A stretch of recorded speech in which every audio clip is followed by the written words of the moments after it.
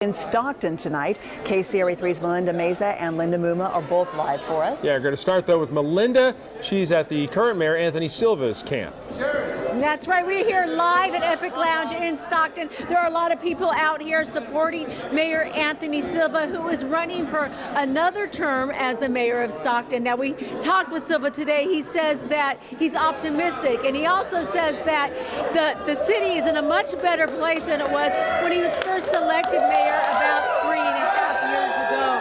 Now, he says at that time the city was bankrupt and had a problem with crime. He says the city's doing better now. And as you can hear right here in the background, a lot of people are cheering him on. He vows to reduce crime in the city.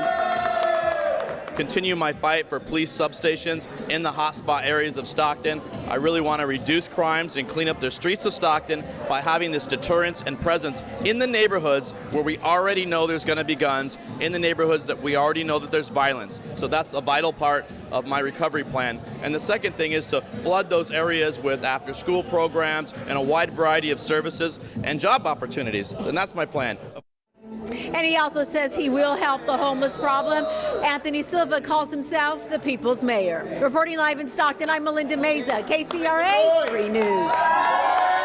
All right, Melinda, thanks for that. KCRA3's Linda Muma is live right now at the current leader, Michael Tubbs' camp, and they've got to be happy about their situation right now, Linda. They are happy, Golston. We're live here at the Brick and Mortar building in downtown Stockton, where there's still a lot of volunteers, a lot of Michael Tubbs supporters here, meeting with him, talking with him.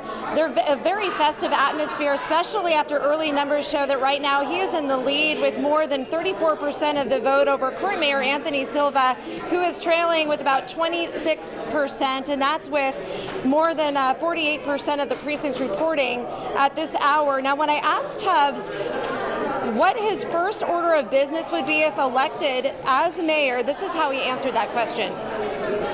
It's definitely public safety. So really targeting our ceasefire guys, 100 to 150 guys who are the most at risk to be victims or perpetrators of crime, but also thinking about how do we connect with the county, the school districts, and the nonprofits to really focus on the 5 hot zone areas in the city, areas that have high crime, but also have low levels of opportunity, high poverty, and high unemployment.